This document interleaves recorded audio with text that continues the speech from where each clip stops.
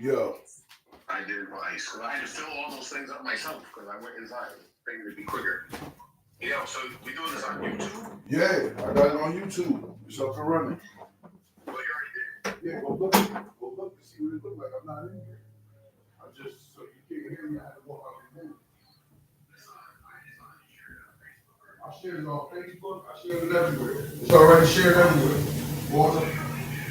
Yeah, I do. Gotta see the question because I'm not gonna be able to see the question in the presentation. You're gonna either have to somehow relay it to me or I don't know how the hell we're gonna do it. Try to call me or text me. You text me, I'll leave the phone right here. How's it look? I left the diagram up there.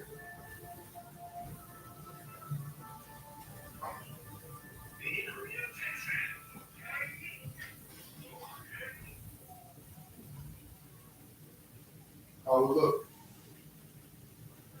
Can't hear me, right?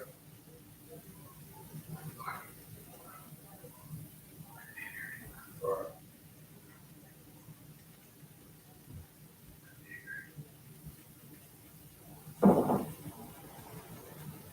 Is there anybody in here yet? Probably.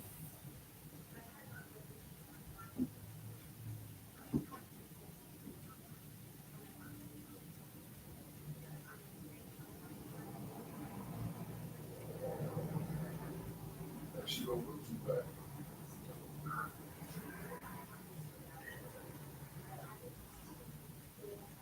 One watching recording you for two. It's probably you. Yeah. Probably you. Well, we're gonna leave it up and run. We got a minute before I get it.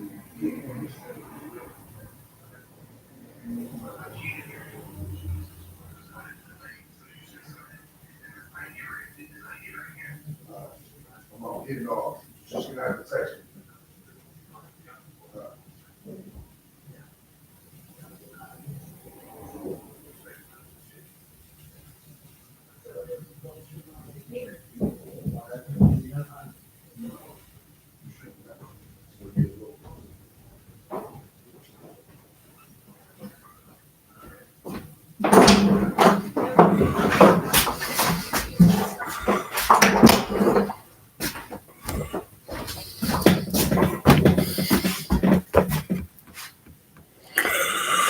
What's going on, folks?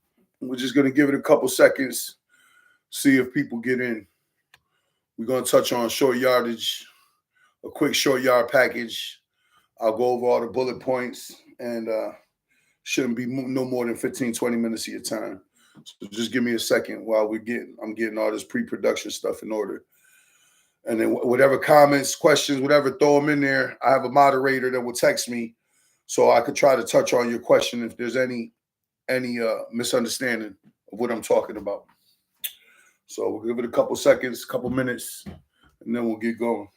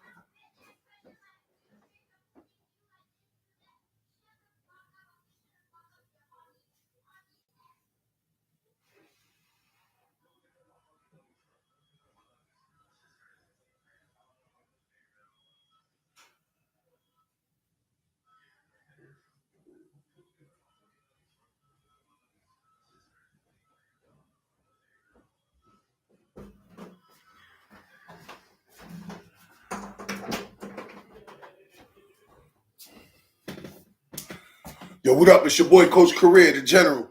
Fifth State Army, Hartford Hurricanes, 25-year coach, whatever else people want to call me. Probably your most hated coach in Connecticut, but whatever. Anyway, we're going to talk some football today. We're going to talk a quick short yardage goal line package from under center. I watched this year more than ever. I don't know why. Maybe because I wasn't involved in administration or whatever. I watched a lot of football from locally, high school ball, college ball, college on Saturdays, local college, the NFL. I don't understand what people's fascination with going into the shotgun and short yardage situations. I've seen it be effective. It works for some people. It works for them. I just think it's much more efficient, at least at our level, doing it the way I'm going to present here. We're going to talk about just a quick short yardage package where I'm going to cover a slant play, a gut play, quick hit to the fullback, and an outside toss play, depending on the look they give us. I'll show you a couple different ways we're going to block it, a couple different formations we could get into from this base look here, which is an I-wing look, which is one of my favorite looks. I labeled the players so you understand what type of players I would use down here in this situation. We're going to go over some of the line schemes and different ways you could tweak the blocking to make the play work. We're going to go over why we're doing it down here. I'm going to cover these coaching points that I have up here. So shouldn't be no more than 15, 20 minutes. Any questions, put them in the comments. My man will get them to me, and we'll just go from there. So the first thing we're going to talk about is when we get down here is why we're going to get into this look and why we're going to choose these couple plays to pick from to try to be successful. The first major point of why I like this look down here, when you get down in short yardage situations, there's no room for the defense to do too many things. More than likely, you're going to get man coverage. That's the first coaching point. When you see CPs, that means coaching points. And to me, they're the particulars that help to make the play go. So you're going to get man coverage. So when we get into a look like this, it puts the defense at a disadvantage, in my opinion, because we give them way too many gaps that they could account for in their run fits. But anyway, more than likely, I'm going to be down here with at least two tight ends, X and a Y, and an H-back type. Some may look at that as another tight end or a fullback, but we're going to be in our heavy package where this is going to be a tight end fullback type and a true fullback, and we're going to have a tailback, obviously, in the quarterback here. So it's going to be basically like a 32 personnel look. When you get down here, to me, you got to be intentional. You have to want to get after it right now. You can't wait to make things happen. You don't want to have too many moving parts, even though when you get to some schemes, there may be moving parts, but it'll be based on what the defense is giving you. You got to be right now. Like, when I mean right now, you want these plays to come right now. You want to hit them right now. You don't want too many things that are going to go wrong. You want to get to it right now. And you need to have many ways to run few plays down here because defense has changed. This is one look. I just put up a standard bear look down in the goal line, how they would play all basically 11 guys near the line of scrimmage. You could get some even front stuff, but like I said, whatever questions you guys got, just put them in there, and I'll try to draw them to the best of my ability and go over whatever it is you guys want to go over. So the first play down here, we're going to talk about a base slant play. To me, a slant play is a multi-purpose play because you could run slant with the tailback or the fullback. You could run slant at the 4-hole or the 6-hole. Slant could turn into power depending on what you want to do with the front. Down here in a goal line situation, I'm probably not trying to get too many pullers. I'm going to get into probably some kind of 4-type slant. We would call this a 4 slant, 24 slant, 2-back going to the 4-hole. We don't number gaps because, to me, gaps move. We number men because gaps are fluid, and it gives my back a true angle of departure where he's going to aim for. Because when the double team start moving, that play can hit from here, here, or here. From here to here, anywhere backside. So we would call this 24 slant. How we would get into the slant, the first way I would try to block this, just to keep things easy, and not too many moving parts, and right now would probably be our base big scheme. A big scheme to me stands for big on big. So, starting with the tight end. Because this ball is going in here, I'd probably have some kind of double team call right here where we're going to double this to here.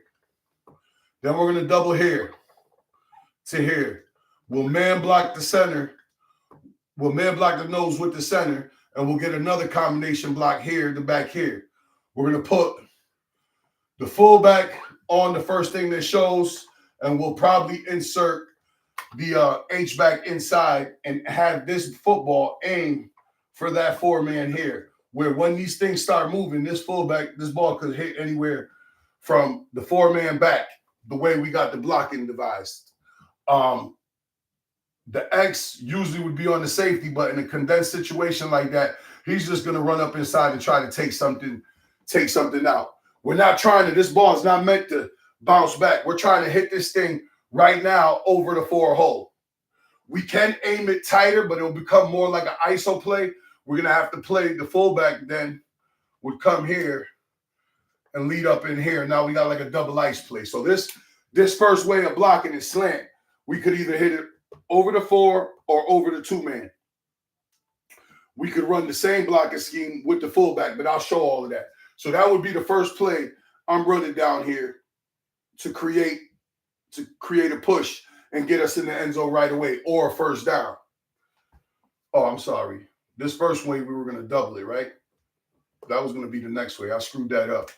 So here is going to be what we call the elephant double team, and we'll probably take it to the backer. We're going to gator this with our guard tackle to the mic. We're going to man block the nose, and we're going to gator this to the backside backer. We should be able to get some kind of push, and this ball should be able to hit anyway from the front side of the play to the back. So that's our 24 slant. The next way we can approach that is what I just kind of confused you guys with. And we're going to run it more like a double ice.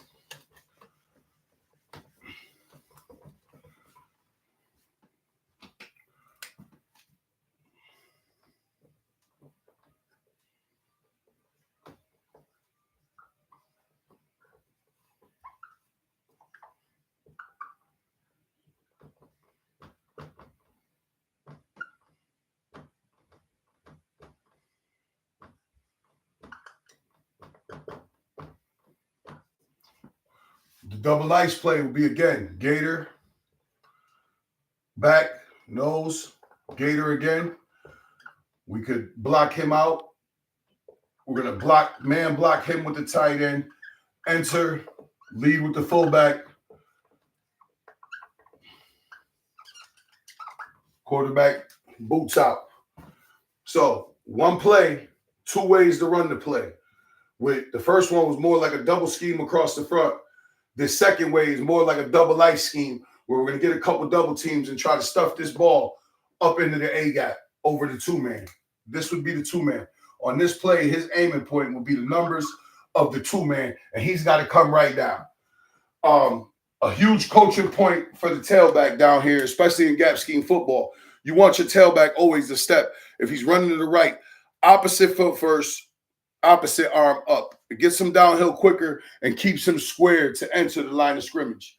So his footwork there is real imperative on how he gets downhill on slant plays, power plays, ISO plays, even the toss play. Toss, when we get into the toss, you'll see he needs to step with that opposite foot. That opposite foot has to be first. It gets him the width, everything he needs to get on the right trajectory. Even on these same plays, he's got to be left foot. If we're running to the right, left foot, left arm up, squaring up, running straight downhill. In gap scheme, it's imperative you give your running backs an absolute spot where they're running to. You have to give them an aiming point. Their aiming point is imperative. Their footwork's imperative. These are things that have to happen on downhill run game. These are all little tricks that I've learned over the year that it has to happen for it to be effective. Now, with the quarterback, you can reverse out down here or face out. That's a personal preference of you. At the older levels, we're going to reverse out because I want to give my quarterback a chance to either roll to the right, or if I see you're super aggressive on the backside, boot the other way. I believe when you reverse pivot, it gives you a better angle around out the back end. We could talk about that later in the talk. So with the first slant play, I gave you an off tackle slant, or off guard slant, right? Right over the guard slant. Okay. With this same blocking scheme, we could get into the next play, which is a gut play. The gut play would be a quick hitter with the fullback, which I like running with my fullback. That's part of every system. Every system that I've been in, our fullback is going to be a runner, not only a blocker. All our guards got to be able to block, but our fullback is definitely going to be an integral part of our run game.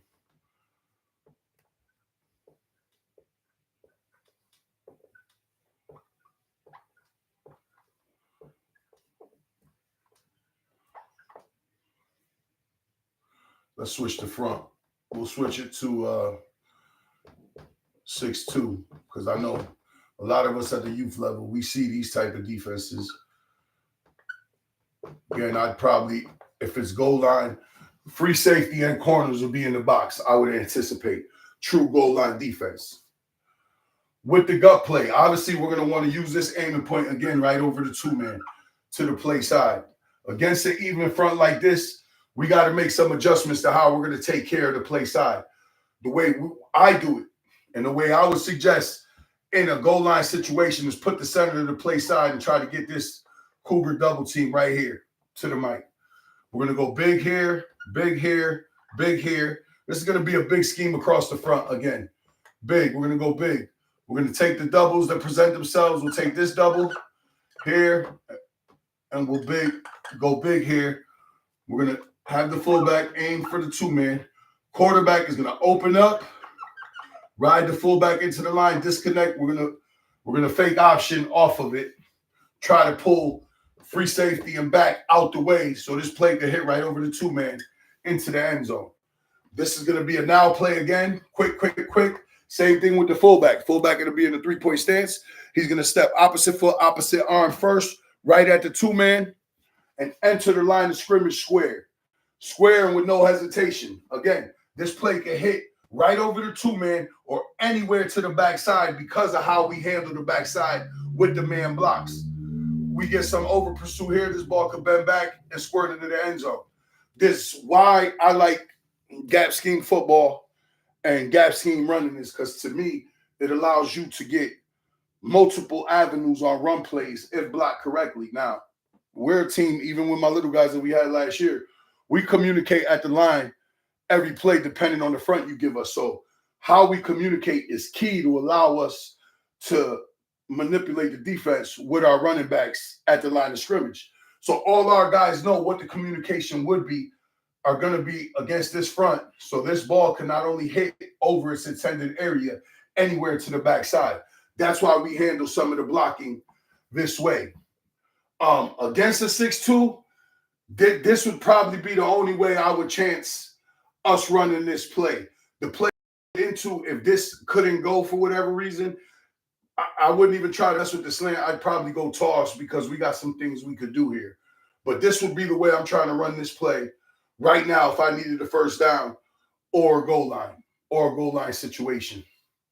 Now, you could run this play weak. We could talk about that from this base formation. You could run this play weak, and I should have talked about this before. Why I like the other reason I like this formation. It's very easy for me to get these guys into the power I. It's very easy for me to get them in the I wing, I left look. It's very easy for me to get them into a lion look, power I look. It's very easy for me to get them in a T look. Down at the goal line, I wouldn't suggest anything split back or wishbone, because you're putting your back when he's the far back. If he's getting the ball, there's more chance for things to go wrong, even though plenty of people do it. I prefer to have my guys coming right downhill now, so I want to be in some type of eye look, whether it's eye wing or power eye. That's just me, my preference. I'm not saying anybody else's preference is wrong. I'm just saying I want to be in some kind of look where my guys could get downhill right now. Very easily we could run this play weak. I'll talk about that as well.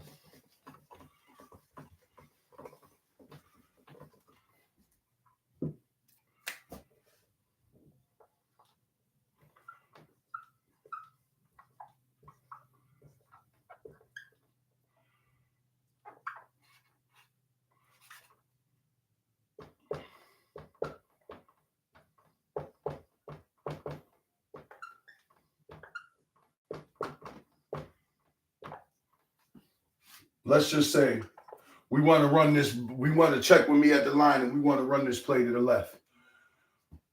We can have built in this movement where we're going to go from I right to lion, where we'll press the pace at the line of scrimmage, get here, shift this guy into a lion look, and run the gut play this way with a lead blocker.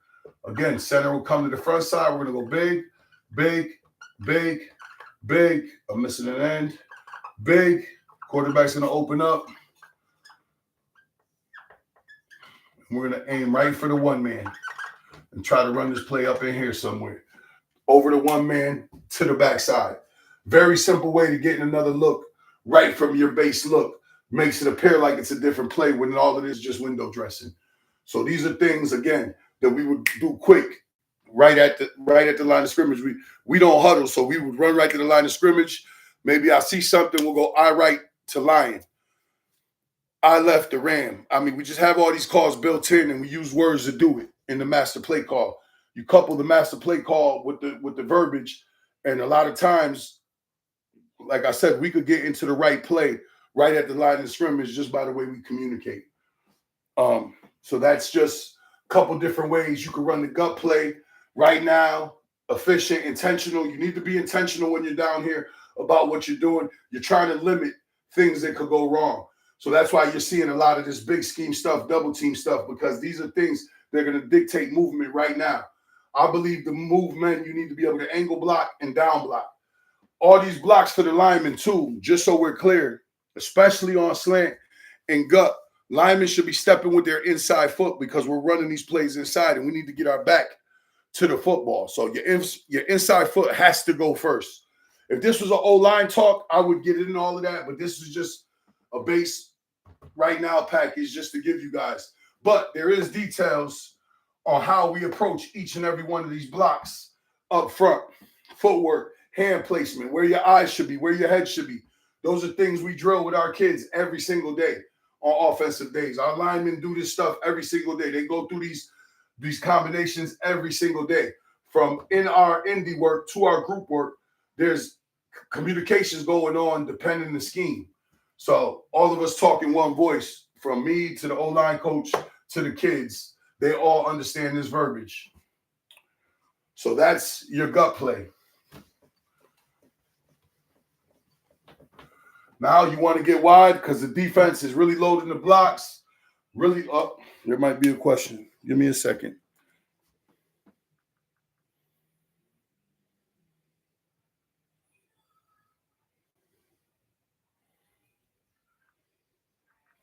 Nope, nothing. So now if you want to get a stretch and try to attack the widest side of the field, short yardage, the only play I would go wide with is some kind of toss play, whether it's I-wing toss. We'll start with the I-wing. Let's just go with a base 5-3 now. We'll get out the bear. We'll get out the even. We'll get into an old-fashioned 5-3 stack where we're going to play corners low. Hey, even maybe they'll drop the safety to the strong side, let's say. We want to stretch, well, obviously on my whiteboard, usually when you get outside, we want to attack this area because it's the biggest gap on the field. How we want to do that at the goal line, again, we want to be intentional, and we want to be right now. So in this particular situation, we know the corner is more than likely the weakest the weakest tackler on the team. So we're going to try to get on our reach scheme. This is how we reach. Some people may call it stretch, whatever, but to me, this is a gap style reach. It has nothing to do with stretch because our aiming point out here for this back is he's trying to catch the ball right here. And when he catches the ball out here, he's going to make his move. But here, we're going to slip this somehow like this. And we're going to get this combination block with our Y and our H, which we call elephant. He's going to aim for the middle of his numbers, try to get his hat to the outside. We're going to get a chip, bump lead type deal here. Corner is going to be left free because he's depending on the call we have with the fullback and front side guard. We're going to reach. We're probably going to pull front side guard for corner. we're going to lead fullback right through, right over that tight end tackle area. He's on a disciplined path right through the lead, and we're going to try to get this ball out here. He's going to catch the ball outside this wing. So he can stretch, catch the ball outside his wing. When he gets here, he's got to make his move. If he gets the kick outside and we get the corner running, you just get in the alley, make the play. If not, sometimes he may catch this ball, defense over pursues, and he may get the lane back up inside. But we can do it because of the way we take care of the front side. We're going to rip and run with the center, rip and run with the guard. Everybody's going to try to run and cut off. We're not going to block nobody probably from this part of the defense. We're going to get all our resources on the front side here and try to create an alley to give us multi ways to either press the hole, get outside, or bend the ball back. So that we'll probably go toss down there, some variation of toss like that. Another way we could attack that. I'm not going to draw the backside no more because it gets the picture too cloudy. From that I wing look,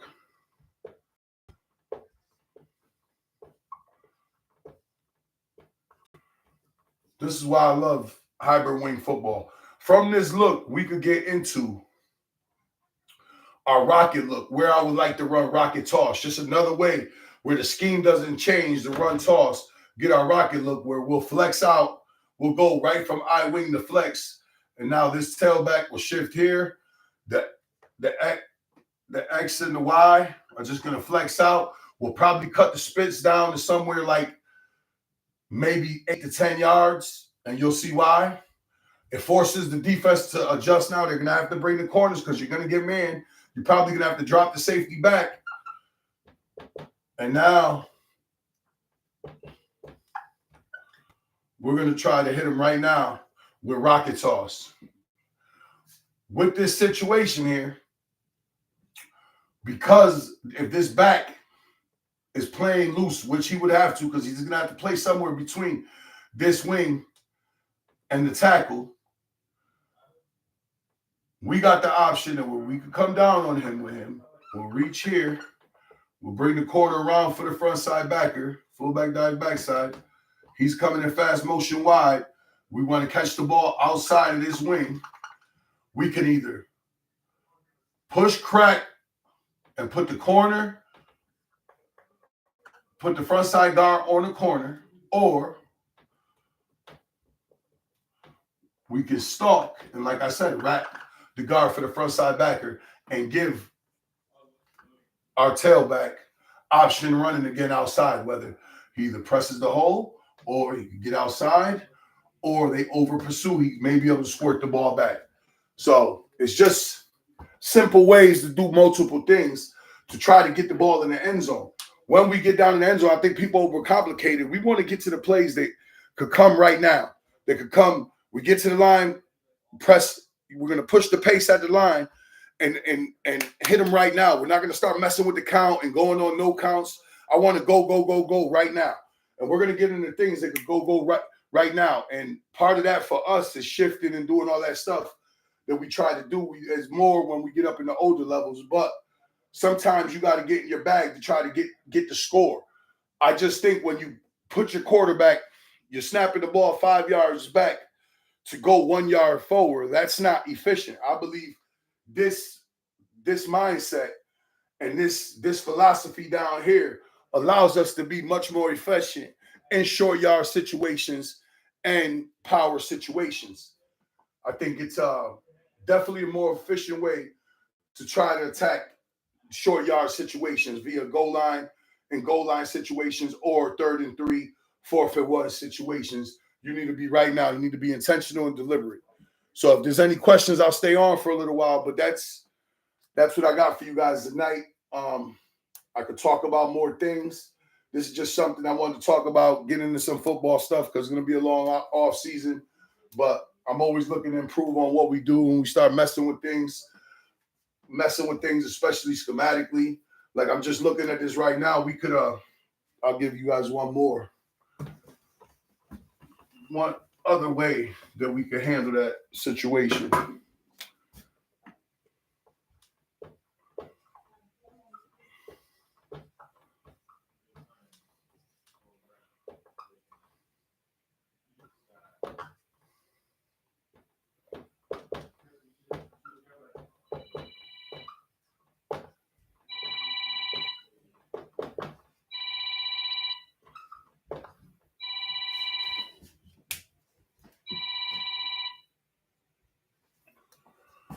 So we came down on the overhang that time. In this formation, we could cut these wings splits and try to draw these overhangs into the formation no more because they have to leverage the formation. So they're going to have to play somewhere on this outside half. And now we could simply just reach this. Again, we'll push back, put the corner here, dive backside, rip and run, rip and run, rip and run through his feet. His path, this got to be fast motion through the fullback's feet. And he's got to extend wide. Quarterback is going to punch his spin. We use a step clock, 6, 5, 4, 3. He's got to punch his spin to 3 o'clock and get this ball out wide to this guy and give him the option of pressing the hole, bouncing it outside, or bending it back. But it's just little simple ways, again, like I said, that would allow you to attack a defense in short yardage situations to give yourself and put yourself in an advantageous position to score. This is how we approach it. I know people may argue with it and they have different ways of approaching it. This is just things that we do to make sure and ensure that we're gonna be efficient on short yardage situations and goal line situations. If we don't got no questions, I'll get with y'all next week. If you guys, there's certain things you guys want to talk about, just leave it in the comments. I've had this channel up for years. It's Coach Career. You got this. I got plays from back in the days from one of my Danbury's team on there. I got lectures on I-formation football, I-stack stuff, and then some random stuff like this. Check it out. There's a lot of stuff, a lot of football stuff in there. If you're looking for some new ideas, y'all know where to get me on the New England Youth Football Forum. But I'll definitely be around next week. I'll figure out what the next topic is going to be. Until the next time, peace to the guys.